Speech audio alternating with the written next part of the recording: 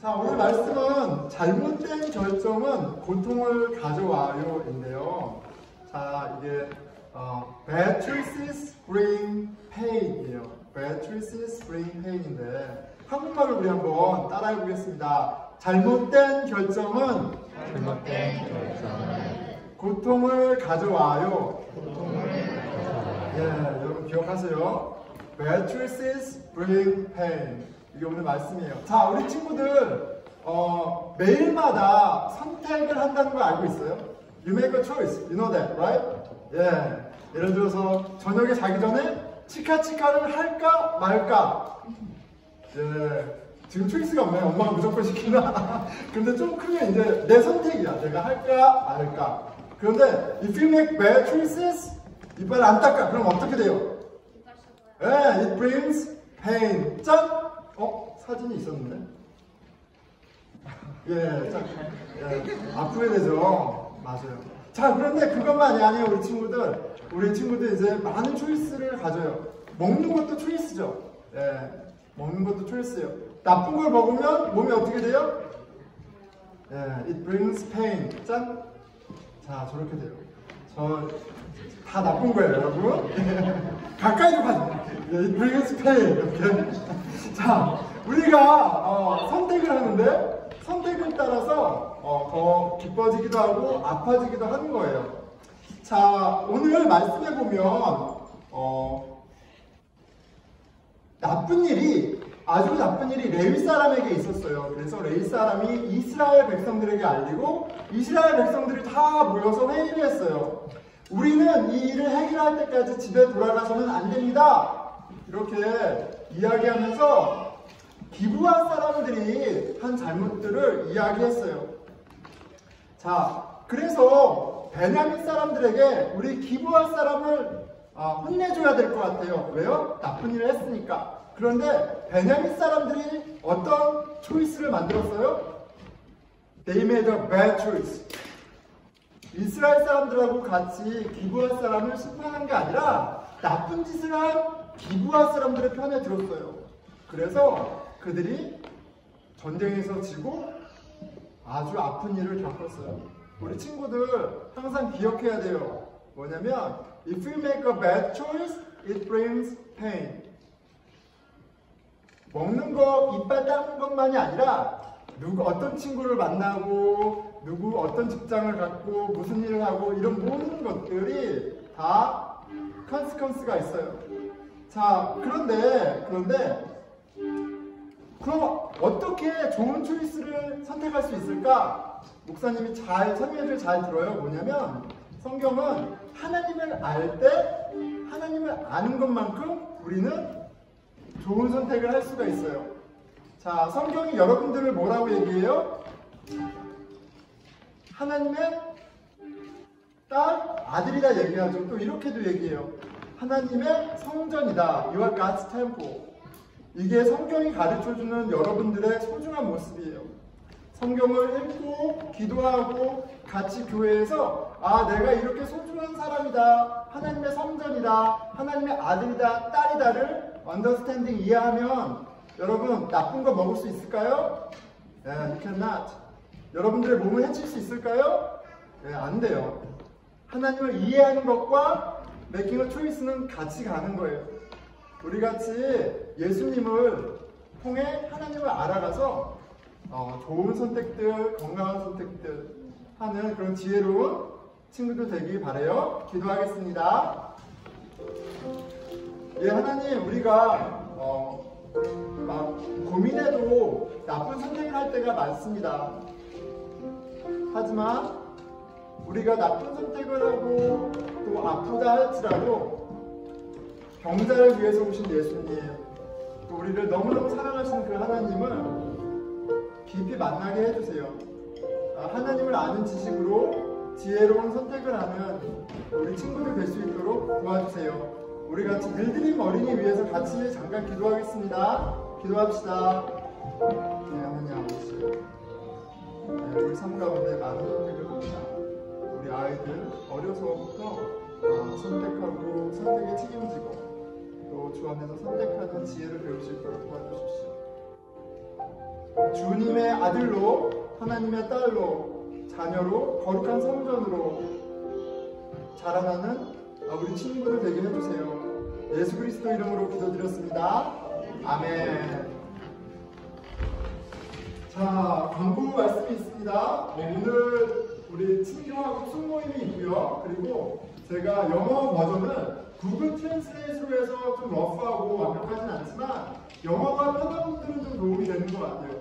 그래서 제가 테이블 위에 영어 버전을 두세 부 있으니까 원하시는 분들은 꼭 보시면 참고하시면 좋겠고요. 자, 이제 일어나셔서 주 안에서 환영하는 시간 갖겠습니다. 네, 우리 고백하겠습니다. 빈손으로 왔다 빈손으로 가는 나그네 인생. 빈손으로 왔다 빈손으로 가는 나그네 인생. 네, 왕같은 제사장 선지자 인생. 왕같은 제사장 선지자 인생. 아낌없이 주고 아낌없이 사랑하고 아낌없이 주고 아낌없이 사랑하고 주 예수와 함께 살자. 주 예수와 함께 살자. 예, 너무 공허하네요. 여기 저희가 아이들이 빠지니까. 예, 괜찮습니다. 주님이 함께 하시니까 우리 같이. 자, 오늘은 미간의 드라마라는 주제인데 미간의 드라마를 이제 한편 보려고 합니다. 자, 그런데 여러분 좋아하는 영화 있으신가요? 좋아하는 영화 한번 생각해보면 좋겠는데요. 한번 떠올려보세요. 좋아하는 영화 한번 생각해보면 좋겠어요. 제가 어제 급하게 몇몇 분에게 물어봤습니다. 그랬더니 몇몇 분들이 이렇게 공유해 주셨습니다. 드라마 짠 이렇게 보면 여러 가지 장르의 드라마가 있죠. 자, 아는 드라마도 있고 아는 영화도 있고 그렇죠? 다음 보여주세요. 네, 되게 다양한 영화가 있는데 그냥 다양해요. 그런데 예상했던 것과 다르게 호러를 좋아하는 분은 한 분도 안 계시더라고요. 호러물을 좋아하는 분은 한 분도 안 계세요. 자, 여러분 영화를 이제 좋아하는 이유가 있죠. 저도 좋아하는 영화가 하나 있습니다. 짠. 너무 멋진. 예. 저 영화 혹시 아세요? 아시는 분 한번 손 한번 들어보시겠어요? 예. 제가 설교 때 몇 번 얘기해서 예. 이보다 더 좋을 수는 없다. As Good As It Gets라는 영화인데요. 굉장히 재밌습니다. 제가 설교 준비하면서 어제 이제 좀 한번 보려고 했는데 제가 이제 그 육아를 하느라고 지쳐가지고 쓰러져 잤습니다. 그래서 못 봤고 소감은 오늘 밤에 한번 봤으면 좋겠는데 모르겠네요. 예, 자, 이보다 더 좋을 수는 없다 영화인데요. 예, 영화 배경은 그 뉴욕 맨하탄입니다. 맨하탄이고 사랑 이야기예요. 사랑 이야기인데 멜빈이라는 잭 니콜슨이죠. 멜빈이라는 이런 캐릭터가 나옵니다. 굉장히 강박증이 있어요. 강박증. 영어로 뭘까요? 강박증이? 예. 어쨌든 강박증이 있습니다. 강박증이 있고 괴팍한 사람이에요. 굉장히 괴팍한 사람이에요. 이 멜빈은 모든 사람을 싫어해요. 모든 사람을 마치 우선 이런 세균처럼 여기고요. 그리고 모든 사람을 또 멜빈을 싫어해요. 서로 다 싫어해요. 보면은 이제 첫 시작 장면이 되게 인상적인데 멜빈이 그 맨하탄 거리를 걸어갔는데 정말 이렇게 걸어가는데 막 이러고 걸어가요. 사람 피해서 안 돼요. 사람하고 안 달려요. 막 이렇게 걸어가고 집에 딱 들어갔는데 장갑을 끼고 있거든요. 장갑을 벗어서 쓰레기통에 딱 버립니다. 그리고 화장실에 가서 손을 씻어요. 딱 열었는데 거기에 비누가 가지런히 놓여있어요. 그럼 비누를 딱 들어서 가장 뜨거운 물로 그거 풀어서 닦고 비누를 쓰레기통에 버리고 닦고.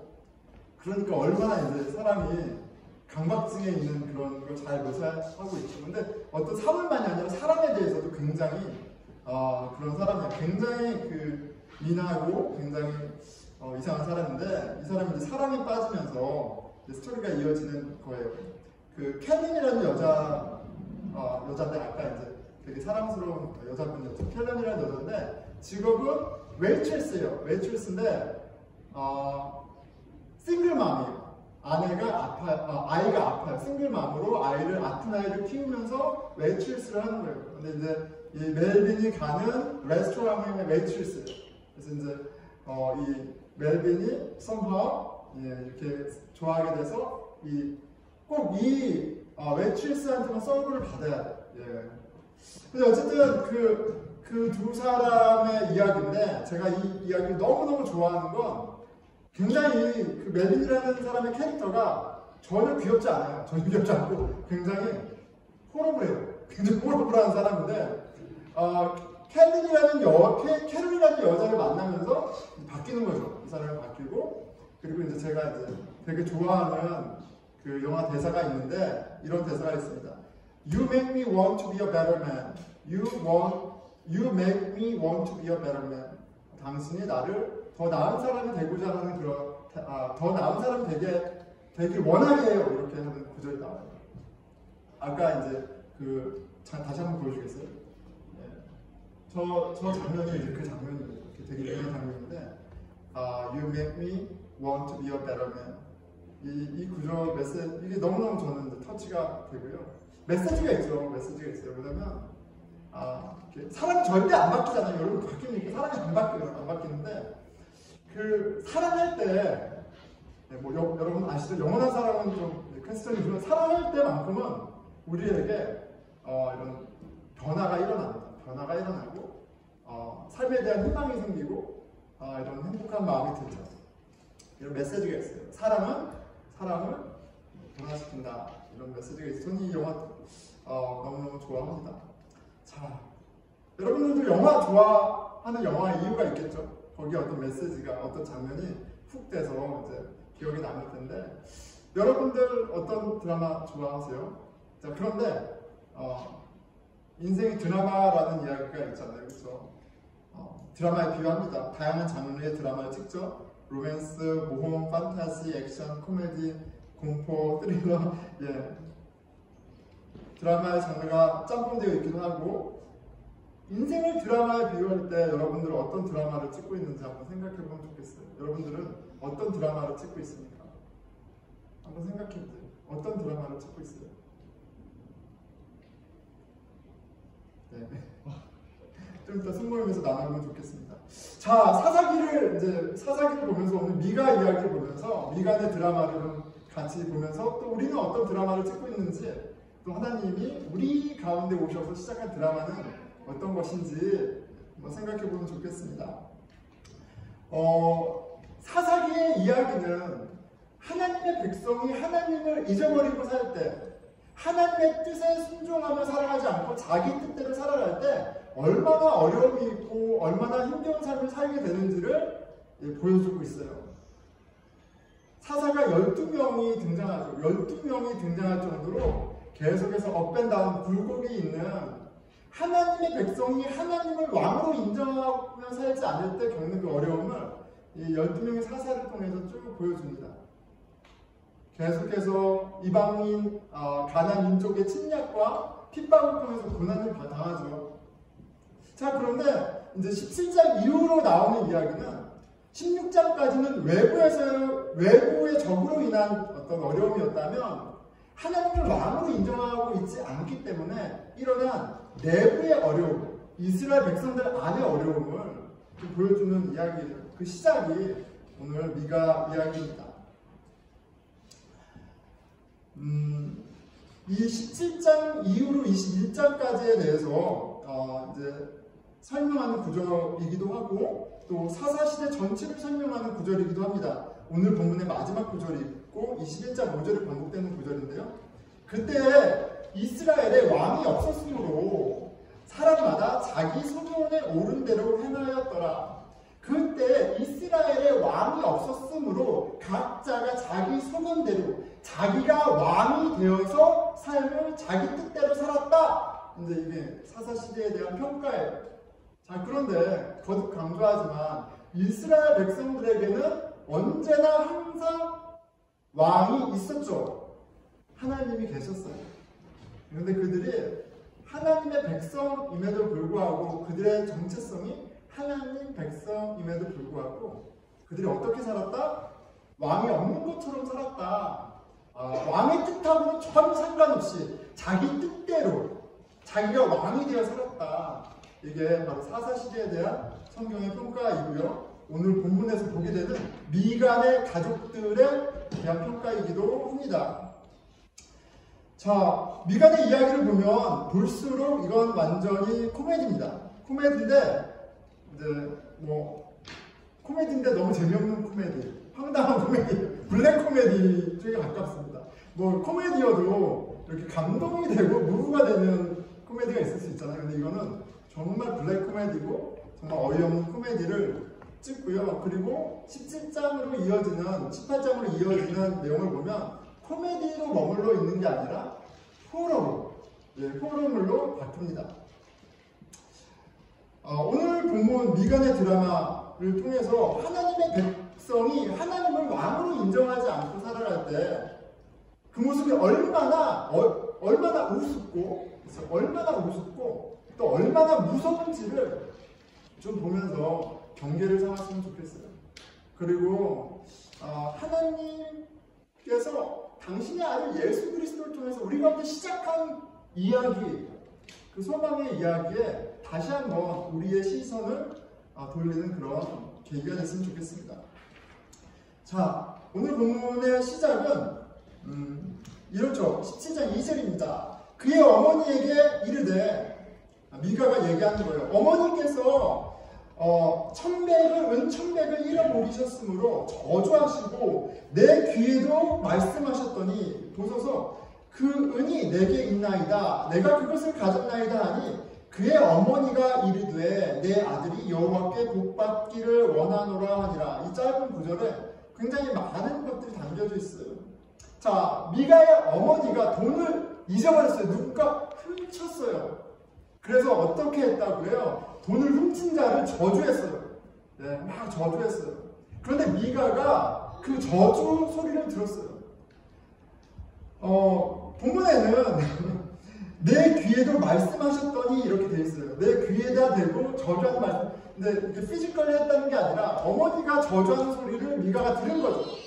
자, 그 도둑을 저주하던 그 저주의 소리를 듣고 미가가 자백한 거예요. 내가 어머니 돈을 훔쳤습니다. 그러자 미가가 아들이 도둑인 것을 알자마자 뜬금없이 미가의 어머니가 축복을 합니다. 그의 어머니가 이르되 내 아들이 여호와께 복을 받기를 원하노라 하니라. 여러분 자연스러운가요? 이해 가세요? 자, 미가는 그냥 17장 2절 9절로만 보면 미가는 지금 하나님 앞에 지은 죄가 있어요. 10계명을 기준으로 봤을 때 그 계명을 어긴 것들이 있는데 그것부터 한번 살펴보겠습니다. 자, 10계명 중에 몇 가지를 미가는 범했을까요? 한번 생각해보면 좋겠어요. 하나다, 둘, 좀 부끄러운가요? 시간 관계상 제가 하겠습니다. 자, 첫 번째 제8계명이죠. 도둑질하지 말라.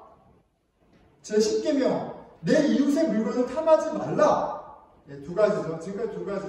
자, 그런데 어머니가 저주하기 전에 이미 어머니가 찾고 있었을 텐데 시치미를 뚝 떼고 있었죠. 그러니까 거짓말하지 말라라는 9계명을 어긴 거고요. 그리고 이 모든 사건이 어머니에 관한 것이기 때문에 제5계명 내 부모를 공경하라라는 계명을 얻은 겁니다.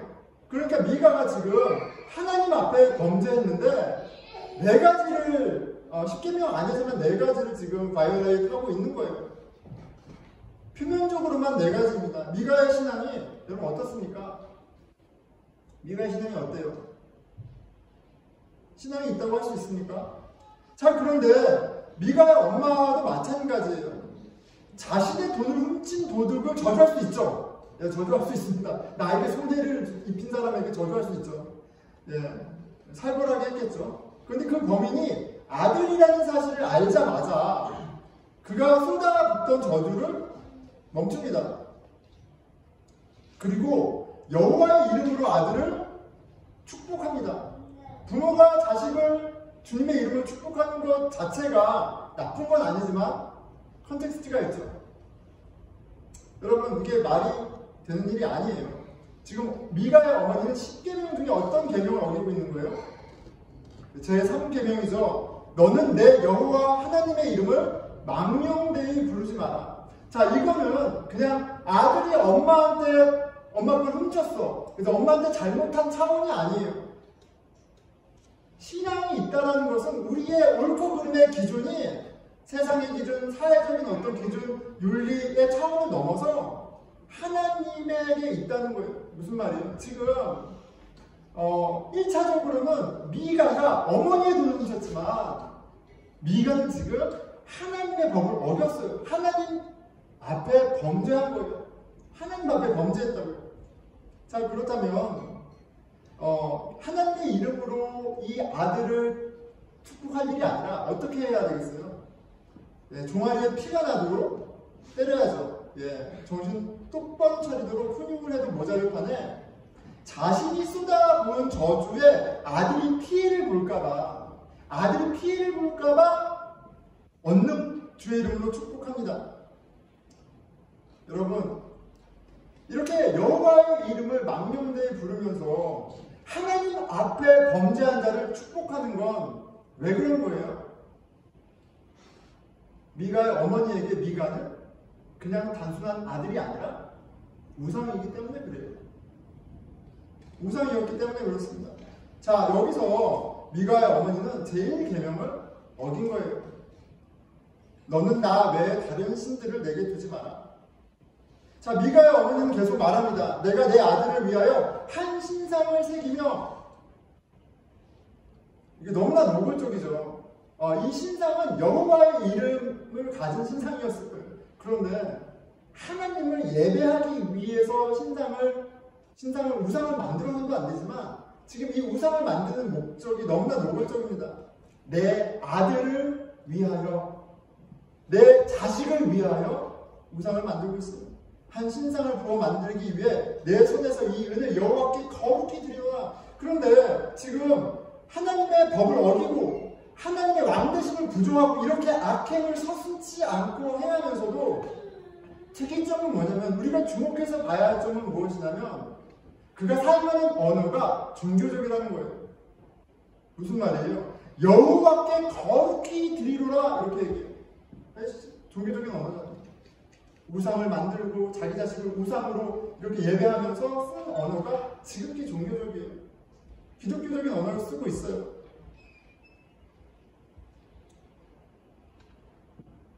제정신이 아닙니다. 자식을 위해 우상을 만드는 것도 놀라 잘 빠질 일인데 그 돈으로 여호와의 이름으로 드린다고 얘기합니다. 자, 계속 이어져서 보여주는 구절은 황당 그 자체입니다. 5절이죠. 그 사람 미가에게 신당이 있으므로, 예배드리는 처소죠. 그가 예복과 제사장이 오십니다. 드라빔을 만들고 하나님의 뜻을 묻는 돌이에요. 한 아들을 세워 그의 제사장으로 삼았더라. 자기 자신을 축복하기 위해 교회를 짓고 자식을 목사로 세우고 한다는 얘기가 똑같은 거예요. 그런데 진짜 이렇게 어이없는 행동을 서슴지 않고 이렇게 하는 데에는 이유가 있어요. 원인이 있습니다. 6절이죠. 그때 이스라엘에 왕이 없었으므로 사람마다 자기 소견에 오른 대로 행하였더라. 그들이 여호와의 이름을 부르며 온갖 하나님이 기뻐하시지 않는 일들을 마음대로 한 건, 막 이렇게 한 건 그들에게 종교적인 것들은 있었지만 실제로 그들의 삶 가운데 여호와 하나님이 왕이 아니셨기 때문에 그래요. 자, 이런 블랙 코미디가 1장에서 끝나는 게 아니라 17장에서 끝나는 게 아니라 이 이야기가 끝나는 게 아니라 이어집니다. 레위인의 등장과 함께 이 말이 시작됩니다. 거주할 곳을 찾아 방랑하던 레위인이 미가에게 나타납니다. 자, 그런데 레위인은, 레위 지파는 거주할 곳이 이미 정해져 있어요. 레위인이 거주할 곳을 찾아 방황하고 있다는 것 자체가 실은 문제가 있는 겁니다. 자, 그런데 이 레위인이 미가의 집에 머무르게 되는 사건이 있죠. 10절입니다. 미가가 그에게 이르되 내가 나와 함께 거주하며 나를 위하여 아버지와 제사장이 되라. 내가 해마다 은 열과 의복 한 벌과 먹을 것을 주리라 하므로 그 레위인이 들어갔더라. 하나님을 예배해야 하는 제사장이 이제 한 개인의 복이나 빌어주는 종교꾼이 되고 말았습니다. 사는 사람이나 팔리는 사람이나 기준이 없어요. 아니, 기준이 있죠. 하나님의 뜻이 아니라 그들의 안위가 기준이 됩니다. 13절의 미가의 고백이 대단합니다. 레위인이 이제 같이 머물기로 한 후에 미가가 이렇게 고백하죠.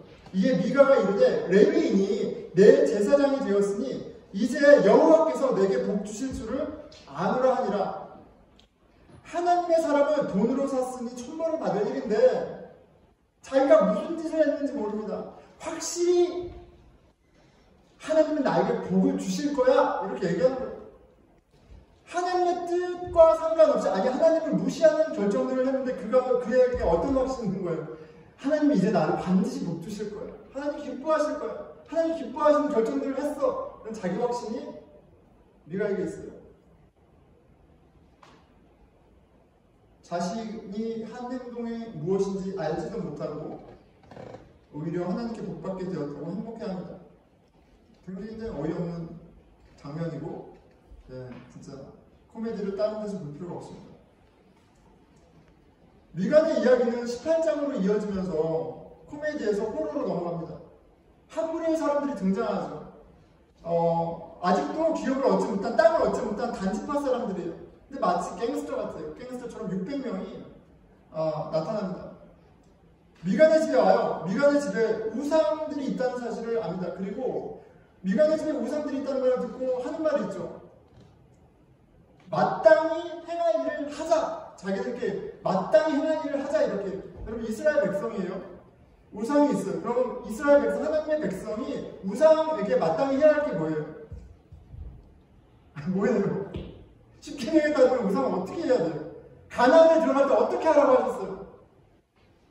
우상을 파괴해야죠. 찍어 없애야죠. 그런데 그들이 우상이 있다는 얘기를 듣고, 야, 이제 우리가 우상이 있으니까 마땅히 해야 할 일을 하는데 뭐라고 얘기하냐면 그 우상을 강탈하는 거예요. 파괴하는 게 아니라 우상을 빼앗습니다.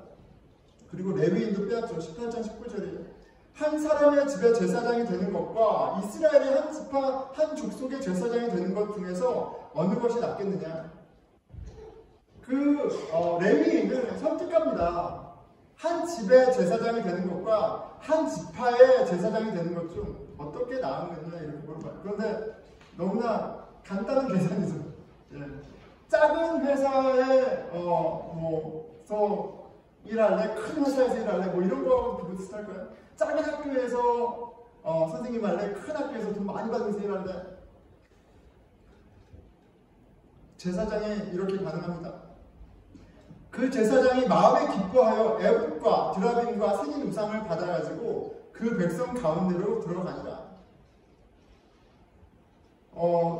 그 마음에 기뻐했대요. 이 어포를 받고 기뻐했답니다. 기뻐하고 본인만 간 게 아니라 그 집의 우상과 드라빔과 에봇을 다 챙겨서 단지파 사람들 따라 나섭니다. 그런데 미가가 이 레위인에게 자기를 오퍼할 때 했던 표현들이 있어요. 당신이 우리 집의 제사장이 되고 또 아버지가 돼달라는 말이 있었어요. 그리고 레위인이 기쁘게 그 오퍼를 받았습니다. 여러분 한번 상상해보면 좋겠어요. 얼마나 그 분위기가 좋았겠어요. 너무 좋았겠죠. 베스트 프렌드. 우린 영원히 함께 할 거야. 막 그러지 않겠어요? 그런데 더 나은 오퍼가 오자 기뻐하며 옛 약속과 옛 관계는 나몰라라 하고 돌아갑니다. 돈과 권력 앞에 예전의 관계는 휴지 조각이 돼요. 중요한 진로를 결정하는데 하나님께 묻지 않습니다. 미가가 한 무리의 사람들을 이끌고 단지파 사람들을 쫓아와요. 쫓아왔지만 기가 죽어서 다시 돌아가죠. 25장에 이 얘기를 듣고 돌아갑니다. 내 목소리를 우리에게 들리게 하지 말라. 노한 자들이 너희를 쳐서 내 생명과 내 가족의 생명을 잃게 할까 하노라. 그들의 기세가 등등하고 그들이 자기보다 사실이 센 걸 보고 미가가 꼬리를 내리고 돌아갑니다. 자, 여러분, 우상숭배의 결과가 이거예요. 우상숭배는요, 여호와를 예배하는 것이 아니라 돈과 권력을 쫓아 사는 거는요, 더 큰 권력과 더 큰 돈 앞에 무력하게 넘어질 수밖에 없어요. 더 큰 돈과 더 큰 권력 가운데 싸워서 버틸 수 있는 힘이 하나도 없습니다. 미가가 그렇잖아요.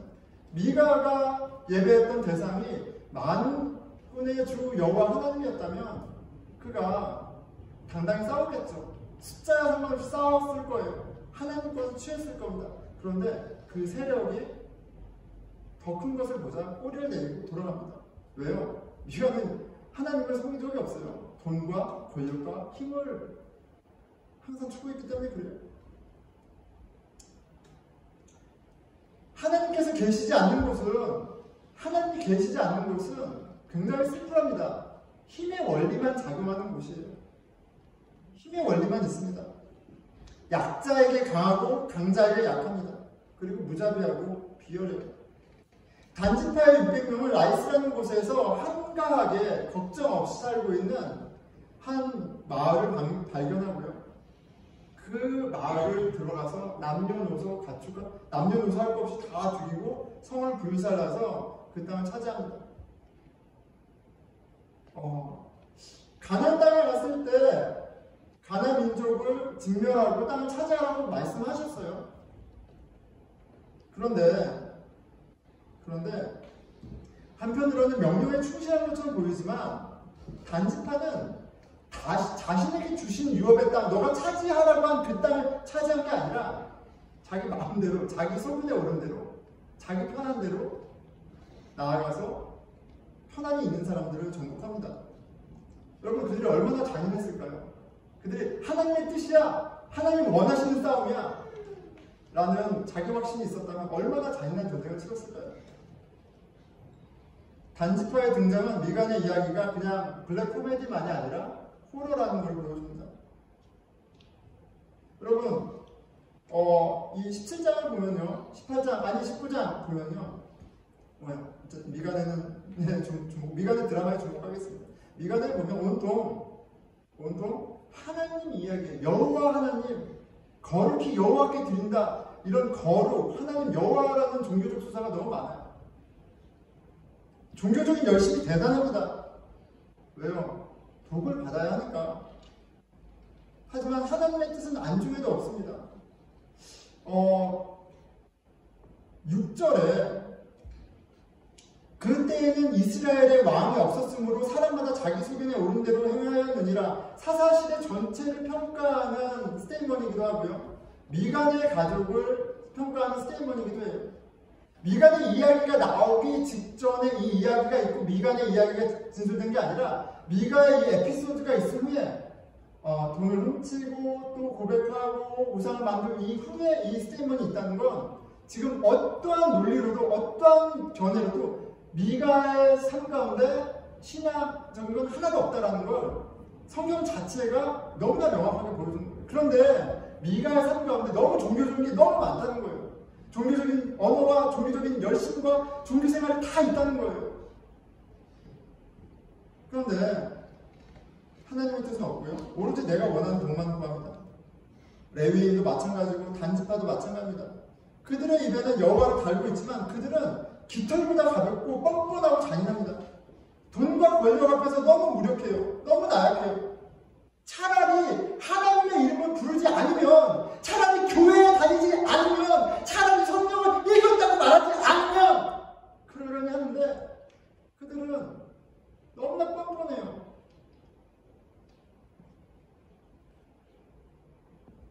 하는 말끝마다 여호와를 부르니 완전히 이런 블랙 코미디도 없습니다. 자, 이게 우리에게도 주는 메시지가 있는 거예요, 여러분.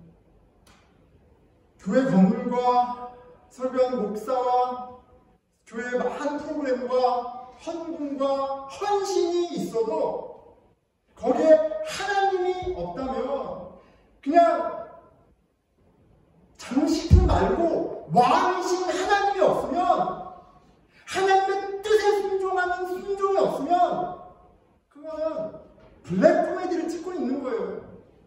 블랙 코미디를 찍고 있는 거예요. 세상 손가락질해도 그럴만 하니까 손가락질을 하는 거예요. 우리의 구원자 예수 그리스도가 보여주신 그 낮아지는 길, 십자가의 길은 너무나 명확합니다. 하나님 우리를 부르신 거룩한 삶, 하나님 자녀 삶은 너무나도 명확해요. 그런데 그 뜻은 안중에도 없고 오로지 높은 곳만을 바라보고 힘 있는 자에게 약하고 약자에게 기세등등하다면 교회가 그것을 마치 정당화해주고 다름이 없다면, 세상과 똑같은 결정을 하고 세상이 원하는 걸 똑같이 구한다면, 건물, 목사, 설교, 예배,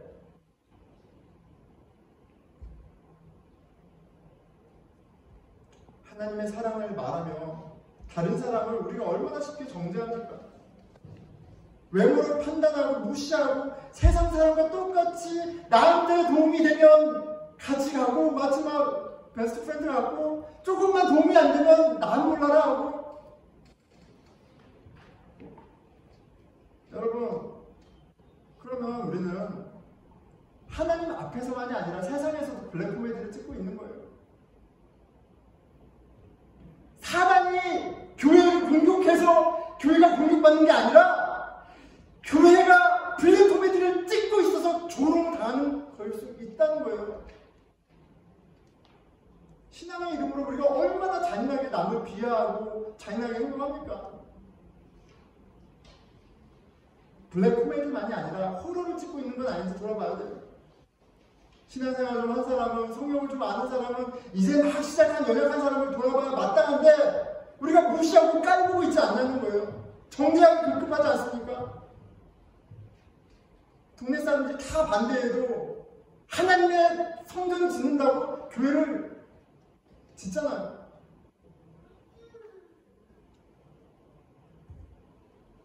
신앙이 좋은 것과 세상에서 출세하는 것이 비례한다고 가르치는 말도 안 되는 소리가, 진리가 선포되어야 되는 강단에서 얼마나 선포됩니까? 코미디지만 무섭습니다. 하나님이 빠져버린 신앙생활은 여러분 블랙 코미디일 뿐만 아니라 굉장히 무섭다라는 걸, 블랙 코미디의 허로를 넘나든다는 사실을 좀 주목해 봤으면 좋겠어요.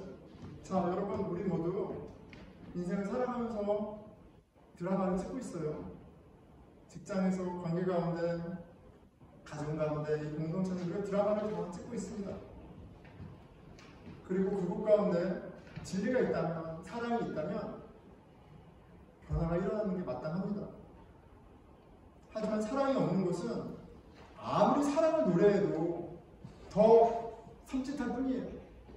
더 아이러니컬할 뿐이에요. 제가 한 유튜브를 봤는데 그게 잊혀지지가 않아요. 미국 목사님이 설교하는 거예요. 하나님은 사랑이시라, 사랑하는 자마다 그 설교를 하고 있어요. 그런데 저기 한낮 정도 있는 어떤 어린 중고등학생이 핸드폰을 하고 있어요. 그래서 사랑을 얘기하는데 가서 핸드폰을 잡고 전화합니다. 그러니까 유튜브 클립이 잊혀지지가 않아요. 이게 뭡니까? 어떻게 하나님의 말씀을 전하는데 핸드폰을 해야 하고, 뭐가 문제예요?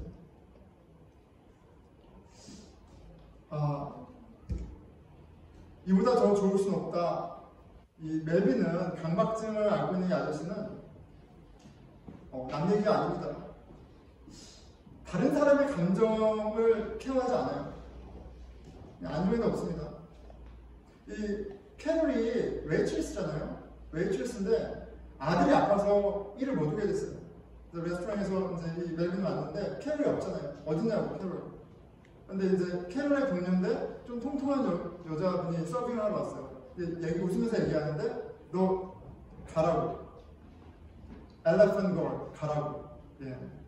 코끼리 아가씨 가라고 이렇게. 영어로 한국말로 하면 이제 되게 귀엽지만 그게 아니죠.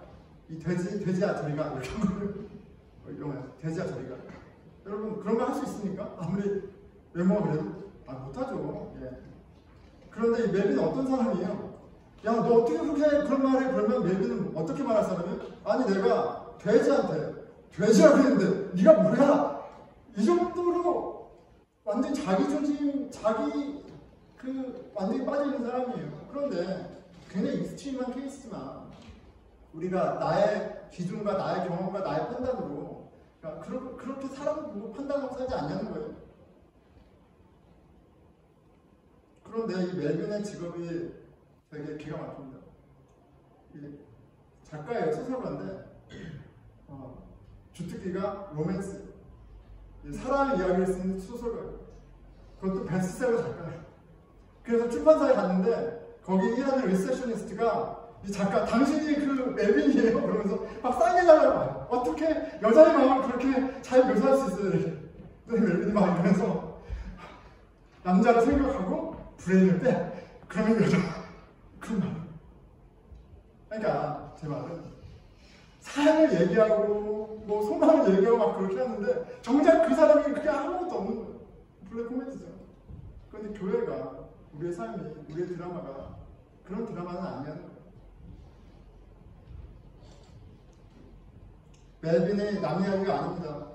그리스도인이라면 예수 그리스도가 우리 가운데 오셔서 우리 인생에 우리 가정에 우리 공동체의 왕이 되셨다면 그리스도로 말미암은 그런 열매들이 있는 게 당연해요.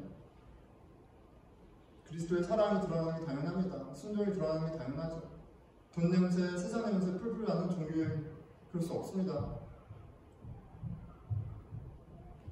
사람을 사람으로 보지 못하고 물질주의에 빠져 허우적거리는 가운데 부끄러움이 없다면 돈과 힘을 얻는 길이라면 그저 거침없이 말하고 그것을 자랑한다면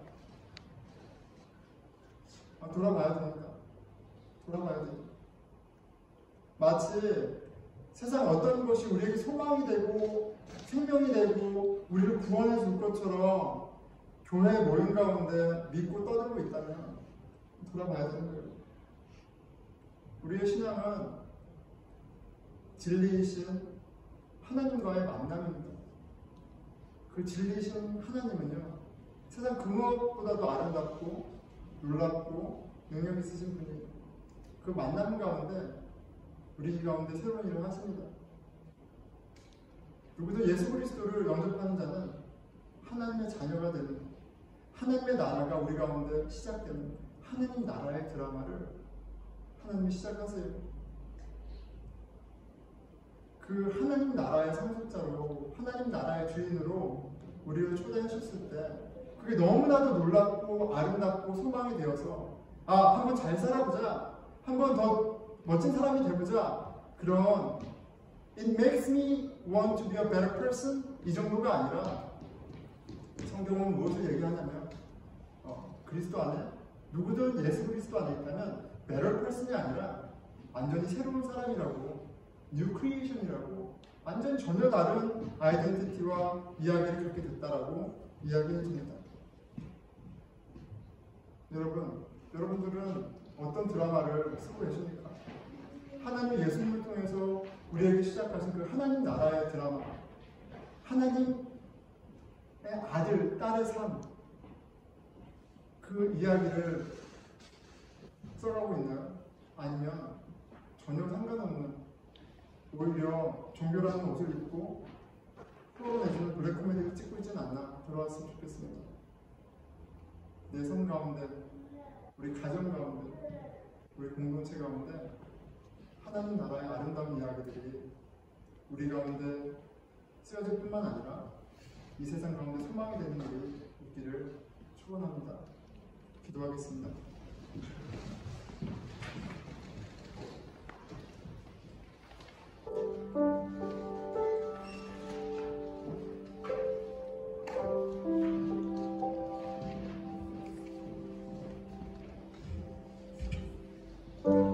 하나님, 네가 어머니의 확신과 확신에 찬 이런 말들과 네가의 열심이 참 무섭습니다.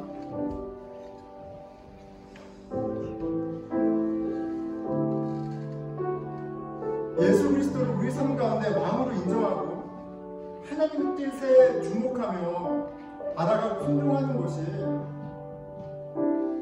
너무너무 중요하다는 것을 보게 해주십시오. 생명과 죽음의 문제이고 진리와 방하는 길의 문제이고 깃털보다 가벼운 인생과 세상을 구원하는 하나님 나라의 문제임을 증명하게 해주십시오. 우리 가운데 마음으로 오셔서 하나님 나라의 이야기를 시작하신 주님을 보게 해주십시오. 잠깐 기도하겠습니다. 하나님 아버지,